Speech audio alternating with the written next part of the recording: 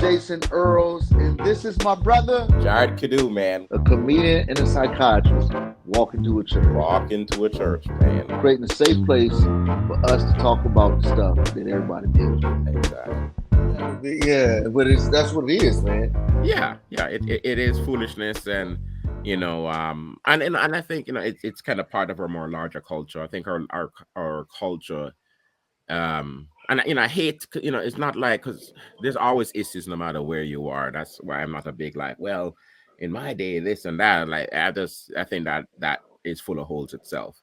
But I just feel like in certain respects our culture is getting just more and more superficial. It's just the things that we pay attention to and give our energies towards is like, why are we doing this? There's like real problems to solve, right? Like, Yeah. and I understand people are stressed, and so what they'll do is that they'll take stuff like this to kind of give them a stress reliever because they're stressed out. But I think there's a better way to nourish your soul in such a way where you don't feel like this stuff really matters. Like you're spending hours and hours analyzing rap lyrics between two folks who are multimillionaires who are making more money. The more people will talk about this stuff, right? So here's the question. Yeah. I said the question of the day is like, why is it that? So one thing I said, comedian and psychiatrist walking to a church. One thing that I see in a lot of youth, church culture in our context, church culture is the wrong word, but I see a lot of kids celebrate foolishness. Yeah, right. that are drawn to it. Kids in church get together and the conversation, and I do not want to sound like an old man, right? But cats get together and man, we're talking about and celebrating the latest TikTok dance or trend, and I'm like, yo, so imagine Jesus being on the cross, like Father, I do this so these kids can get together and discuss the latest TikTok dance. Man. Into my hands I commit my spirit. Oh man, that is hurtful, man. That is hurtful. That is so hurtful. And I get what you're saying from the standpoint, especially like, look, I just think about what I was like growing up, and even though I was a Christian, I wasn't necessarily a faithful Christian in the way I should have been, especially as a teenager. I just know that about myself. And me too. And I just remember a lot of friends I had in high school, and there was a lot of foolishness. There was a lot of foolishness going on. So it's not even like, and in the church there, I saw it there as well. There's just a lot of non-spiritual stuff going on. I think what has happened now is that our access to foolishness has gone up to a next level. Right? Because there's so many ways to be entertained, and there's so many. It's like every generation, like I remember people saying, like, like, man, all these kids growing up, these kids is watching so much TV, this is crazy, and all that kind of stuff. And then by the time cable came out and all that kind of stuff, was like, man, this is ridiculous. Like, you don't need 1,000 channels. and I was like, listening to the old people talking, I was like, man, what's your problem, man? Like, you don't have to watch it. You don't want to watch it, right? Like, no one's telling you to watch this. I'm watching it. You don't have to watch it. Why don't you just leave me alone, right? But just realizing, just looking back as you get older, it's like, okay, I mean, some of it was just, old people complaining, but a part of it was just a wisdom of like, this is just nonsense, right? And I feel generationally, like, things have just gotten worse because our access to stuff that is a complete waste of time is just exponentially, it seems, increasing, right? And so we are becoming more and more of a culture of a lack of substance, because we don't have to be a culture of substance in many ways. America is the richest country in the history of the world, and when you live in a country like that, it affords you the time and energy to invest in a lot of foolishness. Yeah, absolutely. Right. Dude, what's funny is, but even like, so adults will speak down to yes. the overindulgences or the foolishness that they're not attracted to. Yes, that is it. Yeah. But adults have their own, like, one of my kids' grandparents. So I won't name. Both of my parents are living. Both my wife's parents are living, but one of them used to dog out kids on phones. Like, man, the kid's always on this phone, and then they got one, and then the kids start complaining about their grandparent being on their phone all the Yeah. time. Yeah. Yes. And they found their thing, whatever it was. And they're like, see, y'all on it all the time too. Yeah, y'all can't take your eyes off of it. Y'all can't even take your eyes off of it. Or I've been thinking about like how, once again, like, my perspective is a little bit different because I'm coming from Jamaica, so it's a much poorer country, and so the ability to spend time recreationally doing stuff, at least growing up, was just different, right? Yeah, And people's investment in things like sports and stuff, it was just different, right? And right. so like when I would see people, and I still see people like, hey, spending like the whole day on a Saturday watching college football, right? Like the Yeah, whole day watching. And I'm not even knocking it. I'm just saying, like, man, that's a lot of time, man. Like that's a lot of time. dude. I used to. I remember one football season. I was really into college football, Right. and then I was also in the NFL. Oh man. And Saturday, dude, Sunday. I calculated how much Yeah. time Yeah. I would spend watching football Right. games. Right. And I even calculated, okay, let's say if I give up college football, I gave up college football after I did that. Right. But then still, it's like if you really enjoy NFL football, the average game is 3 hours. So you watch the first game, second game, that's 6 hours. Yeah. Then watch the Sunday night game, that's 9 hours. Then watch the Monday night game, 12 hours that's right 12 there. hours. 12 And hours. then they play on Thursday now. Yeah. Yep. That's 15 hours, bro. That's a whole day. Why watching a bunch of millionaires live out their dreams while I'm not living out mine? Right. Dude, that shit to me, I was like, you know what? I will not watch football unless I have a book in my hand. Ah, nice. Or unless I have my computer and I'm actually working on something Right. to I make just my use the dreams come true. background.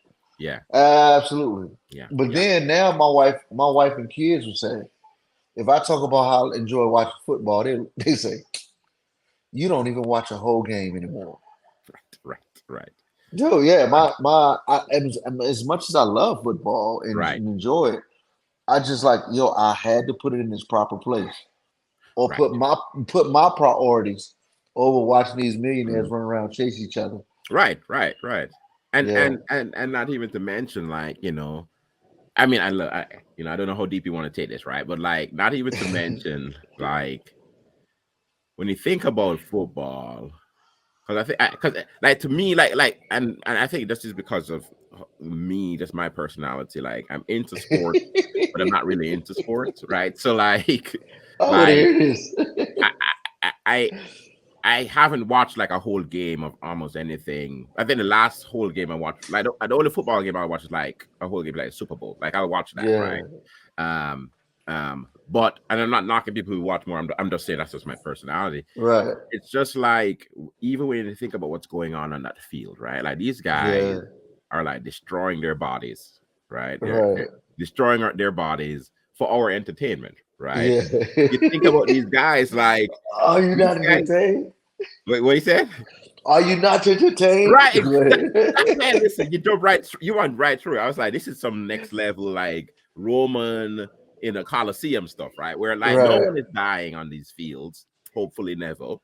Yeah. Um, but like, guys are getting really hurt, and and it's their choice, obviously, and they're fulfilling their dreams. I'm not trying to take any away from anybody, but it's like, man, like, even the whole system is like, man, like, bro, these guys are these guys may not remember the names of their kids in 10 years time or Yeah. 15 years time for our entertainment right now, right? So it's like, it's real tough when you really start to break it down. It's like, hey, like, even sports, which can seem like, well, it's just a neutral thing, there are Yeah. things going on within it where it's like, man, from a spiritual level, like, how do we think about these things? How do Right. we, even beyond the use of my time, like, what's going on with these guys? Right. What's going on with our society, where this is like such a big, like, the NFL is the most popular source of entertainment in the country in terms of things that are mainstream things. Is like, nothing is watched more than the NFL. Yeah. You know, Yeah, even like you take even the NBA or professional basketball yeah. and just I have I'm close with a very, let's just say, some very popular basketball family. You Mm, know, um, you know, brother, high level right. basketball player. Right. All of their children are high level basketball players. Right. One of them is a daughter, and so like you got a brother who's played in the NBA. Brother's a D1 athlete. Right. You're a D1 athlete. Do you have aspirations to play in the WNBA? And she's like, for what? And she was like, it's almost like we're trying to mimic what the dudes do, but we can't do that. Like, Wow. you watch. What's entertaining about the NBA is what those men can do. Right. Right. Right. Them jokers are flying. Flying. Yeah. Yeah. Yeah. Yeah. Yeah, doing tricks while they fly. Right. Right. And the women can't do that. Like, so I just, but my point in saying that is, you're right. It's like this. It's what is it about the human condition, going back all the way to the Romans in the Colosseum, that's love these feats of strength by humans Right. that we like. Yeah, you know what? I'm paying more money. In fact, I'm gonna give you some money so I can see this every week. Right. Right. Yeah. I mean, it's man. Listen, it's a similar to the thing with pop culture. Like seeing a great actor do something, emoting on the screen. So a lot of people were like, man, like this is amazing, and people are obsessed with these folks because it's like the thing that they do at such a high level, and there's Yeah, nothing wrong with it. It's not like they're doing something wrong. In many ways they're using their god-given gifts to do something right, right. and there's worse ways to make a living. I mean, it's a great way to make a living, and you can change your family's life financially forever. But I do think, like, we live in a culture, which I mean, this is not, we're not the only culture like this, but we live in a culture where things like sports and stuff like that, and it's a Hellenistic culture where things like Yeah, that are put on a pedestal. And I think a part of it goes back to just the idea of putting, and I'm not saying this is what people are doing when they're watching. I'm just saying I think this is how it has happened, is putting man on a pedestal, right? Like yeah. we want to find a way to put ourselves on a pedestal as humanity, right? So good. And so, we talk about the idea, like, who is God?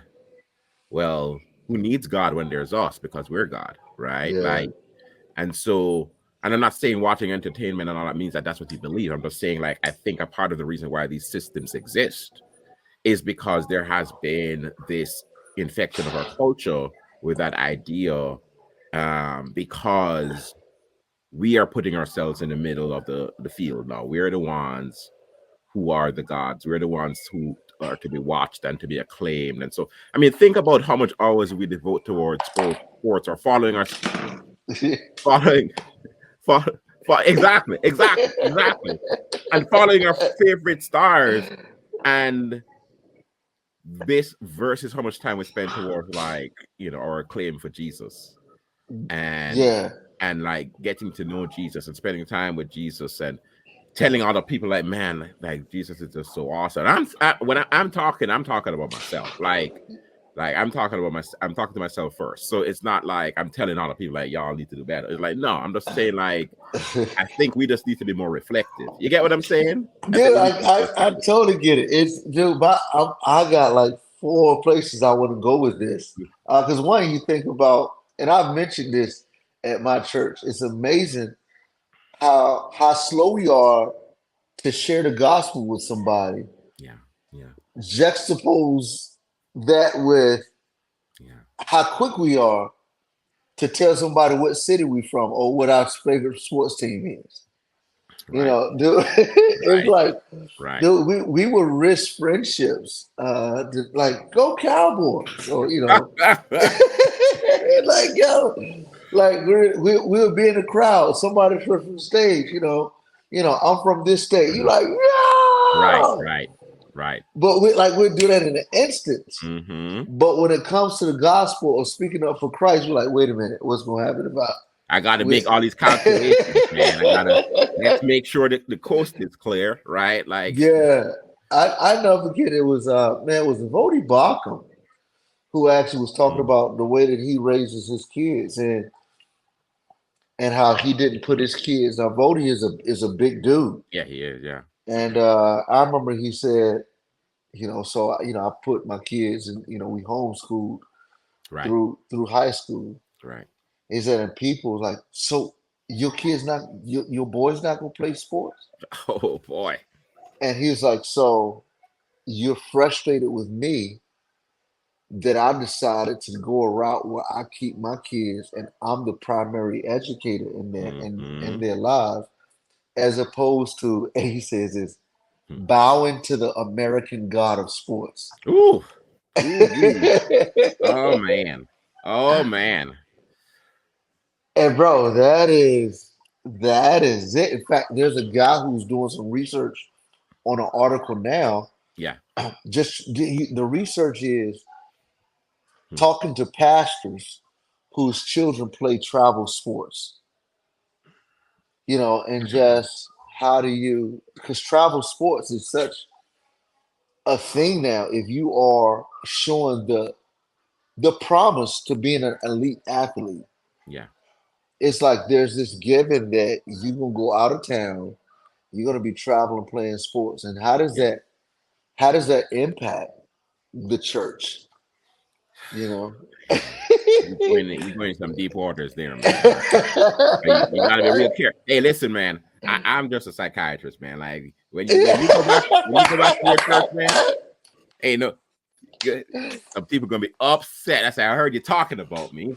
So Heard you let's talk. talking about me and my family, and I appreciate you keep my name out your mouth. Yeah. It is. Listen, man. It is. As I said, I'm coming from a different perspective, right? So Yeah, let's the way I go. grew Let's up go there. different, man. Like and I'm not saying it was better. I'm just saying it's different. And so Right. it affords me the ability to sometimes look at stuff and be like, why do y'all do this? Like, I don't understand. These Americans. Right, like why? I'm not mad at it. Like, there's a lot of great things. Otherwise, I wouldn't be in this country. Like, there's a lot of great things Yeah. about being about in America, but it's just there's stuff. I'm just like, that don't make no sense. Like, this is, I call it the sporting industrial complex, man. Like, the sporting industrial complex in America is off the chain, bro. Like, it is. I've never, and it seems to be getting worse because the more patients I talk with, and I find out, like, hey, they got their 5, 6 year old involved with whatever sport, and it's like football or whatever it is, and I'm like, bro, like he's like 8, like why is he playing football? Okay, and he's playing it multiple times a day. I mean, multiple times a week, and I'm like, the amount of energy this takes, it makes me tired just thinking That's about funny. how much energy it requires. And as I said, I'm not knocking it. I'm not saying it's a bad thing. I'm just saying, like, man, like, what, as you brought up, like, what is the message? Like, how do you make sure that your kids are getting the message they need to get? Because your kids learn so much more from what you do than what you say. So here's what's interesting. So when I was little, like I lived in this was, I was born in the mid 70s. Right. So soccer wasn't popular in the black communities in Right. America Yeah. Yeah. in Yeah. the 70s, 80s. Yeah. Right. Of course. Yeah. We moved to a more diverse neighborhood community Mm-hmm. across the city. And a dude in my neighborhood, I discovered this thing called soccer, bro. Right. Right. It We was amazing. Go ahead. the rest of us call it football. Right. The rest of us call it. I don't know, y'all messing up over here, but yeah, Yeah. I let it slide. Go ahead. Go ahead. Right. Go ahead. Yeah. I started to do both phrases. Right. Yeah. And I was just like, I fell in love with it. Right. and became really good at it. Right. So when my parents signed me up for the little league soccer football league, I excelled. I was head and shoulders above the competition. Right. Right. Which, man, this was probably the first time I was really good at something. And that feels good too. Yeah, so it was pretty affirming for me Yeah. as a little kid. Yeah. So then Hmm. some coaches came to my parents and said, "Hey, we want your son to play select." Right. So my dad was like, "Cool." I went and tried out for the select team Mm. and made it. Wow. Only thing is, for my then Pentecostal minister dad, Right. they played on Sundays. So that was the end of that. Like that was just like, He was like, "Hey, we ain't doing this. We're not doing this." bro, that was the end of Jason's soccer. Right. I mean, I kept playing all the way up until I aged out of the little league, which Yeah. was Yeah. sixth grade. You're right. But after that, there was no middle school ball for me. I stayed on that red league, and so then fast forward 35 years later, Mm-hmm. Jason has these six kids, and I'm in Texas, and, Ooh-wee. and my son is playing baseball. Right. And the same thing, my son discovered baseball, head and shoulders on his team. Right. Mr. Earls, your son, Right. we want we want him to play for our select team. Right. I was like, cool, that's great. Let's he's showing promise. Mm-hmm. Let's put him there. Right. And so man, we show up Mm. and the games are on Saturdays. Mm.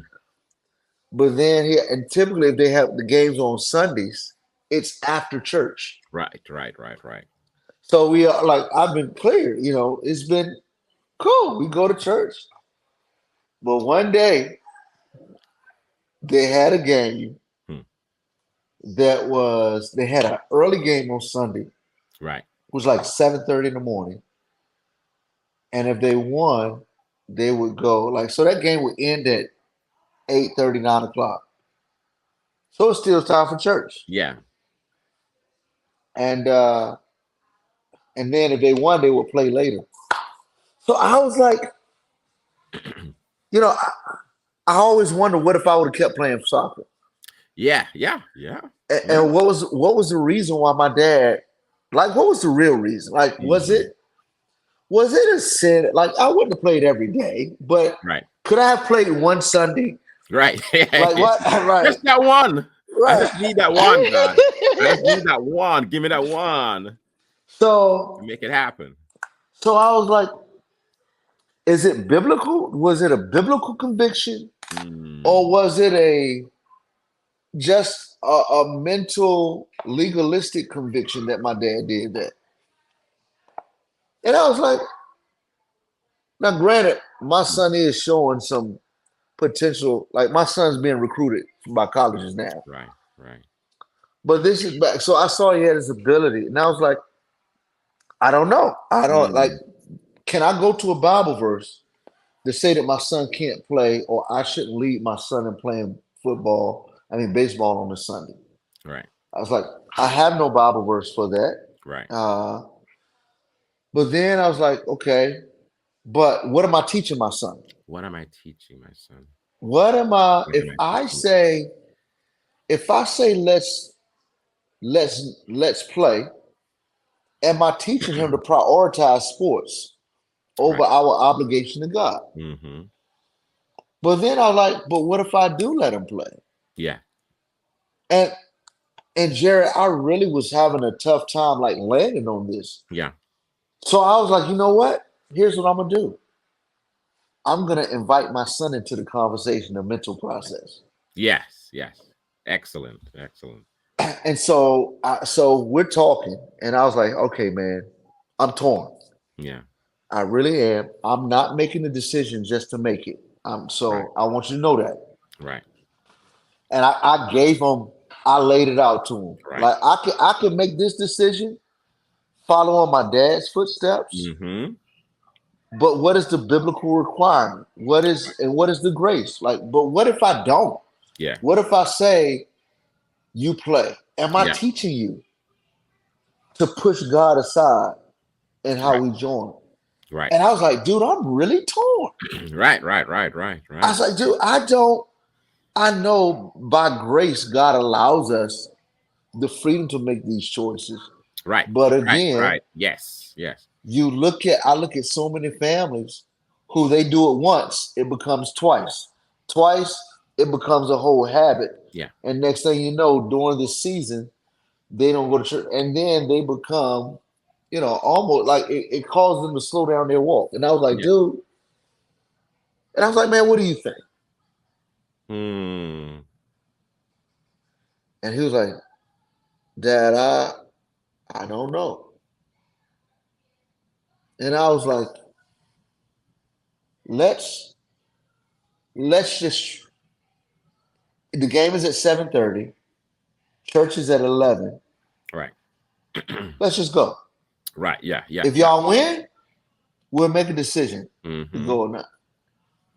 Dude, so we went and played, and I told my son, like, listen, you can go to church. We can go to church in our baseball clothes. Right. Right. Yeah. Yeah. It Exactly. Yeah. does, God's not, Yeah. No, God don't care.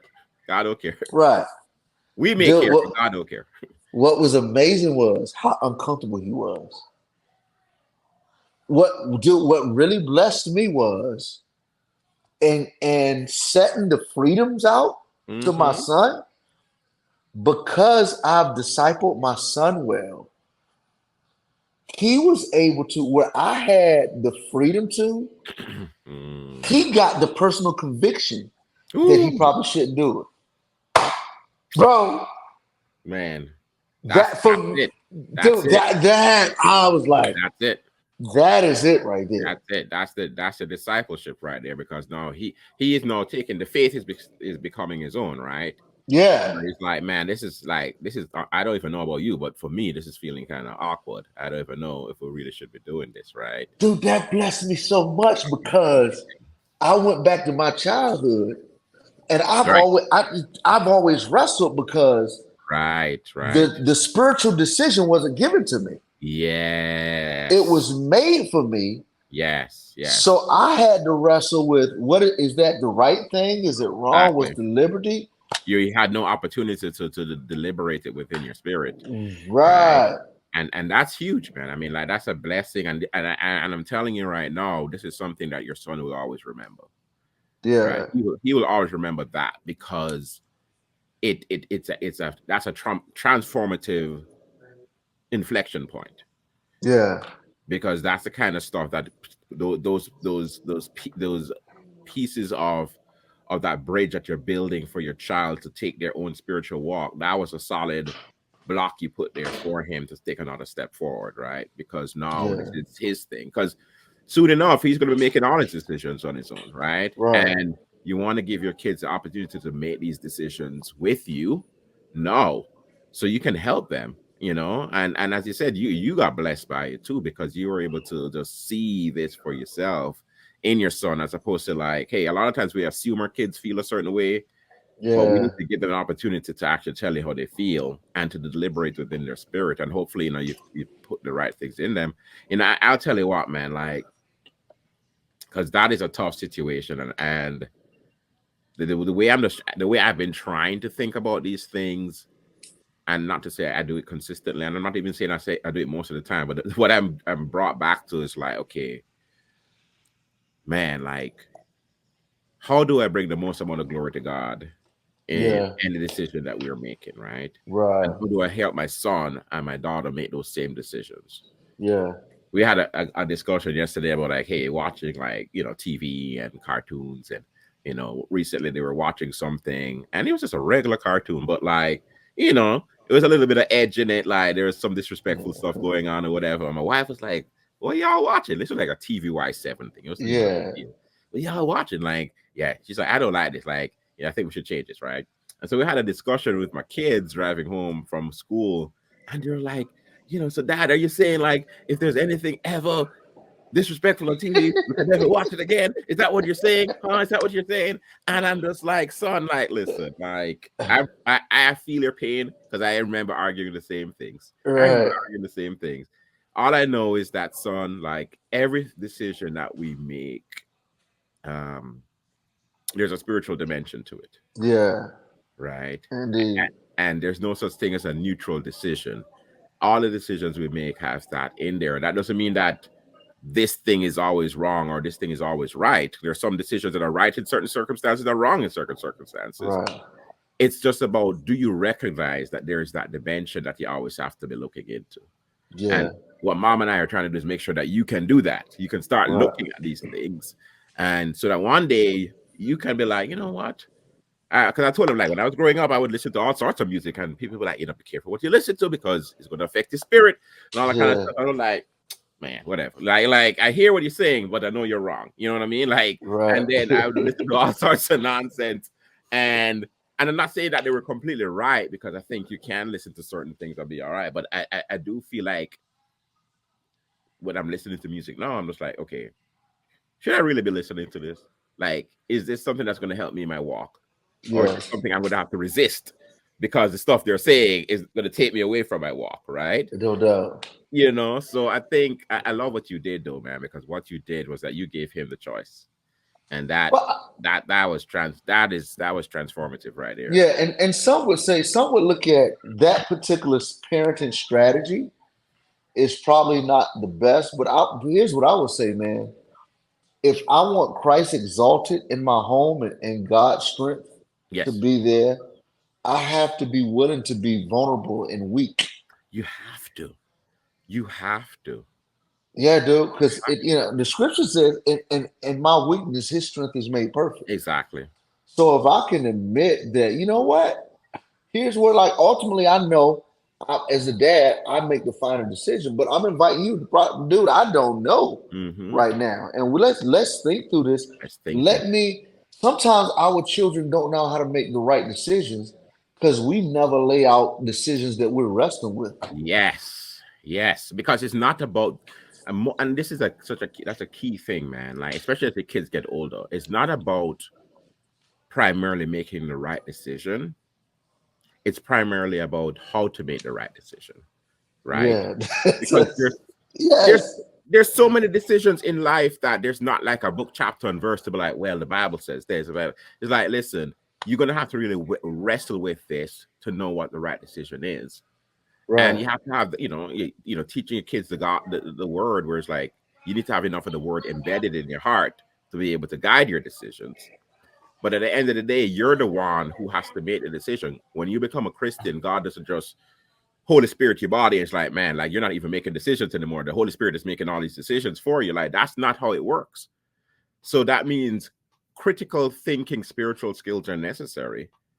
And if you never give your kids a chance to see the process of you're making those decisions as a mentor for them, essentially, how are they going to be able to do that? Because most of the decisions they make are not going to be like explicitly, well, I shouldn't do this because it's stealing. Okay, I know that. Cool. right. Should I go to this game on a Sunday? Ugh, right? That requires no some real maturity. And your Yeah, kid's not going to get mature by you just making all the decisions for them and never telling them, inviting them into the process, right? right. And I think what's important to know that what I did there, part of the skill was, or the wisdom was, communicating the danger of what his heart can potentially become Yes, or yes, what it can be.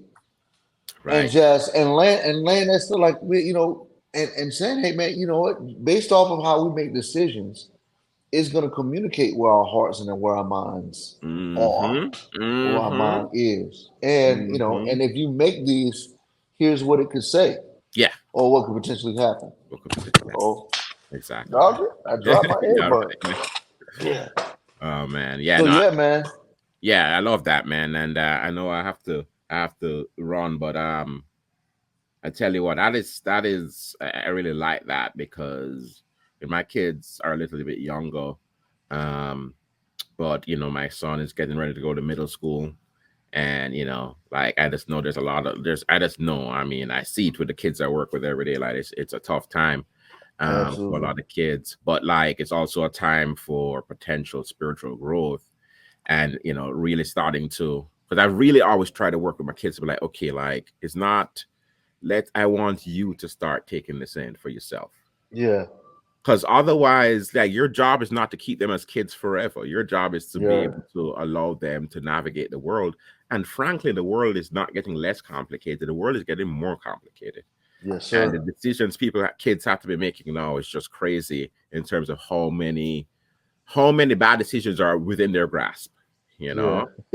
And Yeah. so you have to Yeah. equip them. Like if you don't Yeah. equip them and you just keep telling them what to do, like, they're not going to end up anywhere, man, because they're going to be misled easily, and they're going to Absolutely. end up with types of thinking that, as soon as somebody with any critical thinking skills come at them, they're like, "Oh, you're right." Like, yeah, like none of what my dad said made any sense. Like, what you're saying makes more sense because they come in with some critical thinking, and you didn't teach them how to use critical thinking spiritual skills, right? Yeah. I'm always asking my kids, what is it like? I run decisions through. What's it like for a teenager like to really love Jesus? Mm. Or this morning the question was, Whew. what is it like for a teenager, a middle schooler to what is it like for a teenager to really, how did I ask it? To really be at a place where Jesus is seen in their eyes, seen in other people's eyes. Oh man. And then, my daughter's like, to not give into the decision that everybody is making. And I was like, for what? Give me an example, Yeah. you know. And then my son was like, yeah, you got to stand out. And I was like, okay, but stand out how? Like, and Right. just Yeah. Yeah. helping them to process and think Right. through just the Right. application of it, man. and and So, and building that courage, right? Because the courage part is, it's tough, especially as a teenager. As I said, I knew that I showed very little courage. brother, I got sucked in. I, I I wish I could say, hey man, like, Yeah, I got baptized at 10. I was like, yeah, like, and then from that point, I just knew what to do, and I just did it. right. Like, no, Yes, that's sir. not what happened. Oh, that whoop you, and here I come. Right, I exactly. can't. Exactly. Just the nonsense, man. Just pure Yeah, nonsense for years, So I just thank God for his grace that he allowed me to come back. But I want for my kids not to do even have to do that. I want them to be able yeah, to not be perfect, because I know that's impossible, but at least to grow. And I think, what we've been talking about today in terms of, like what kids are putting in their minds, what adults are putting in their minds, sports, the decisions you have to make with your life, all of those things come down to, like what is the path that you have set for yourself when you're trying to follow God, right? facts. And how are you honoring that path or dishonoring that path? And just to be aware, because there's gonna be a lot of times you're gonna dishonor that path, but you gotta even know that's happening. But I think a lot of times us as Christians, we are operating on a battlefield, but we think we're at a Four Seasons or something, right? We think we're somewhere else, right? and That's and it, it's like, no, brother. there are explosions going on around us, and we got to be aware of the battle that's happening, or else that's a quick path to losing your faith over time if you don't even realize you're fighting against something.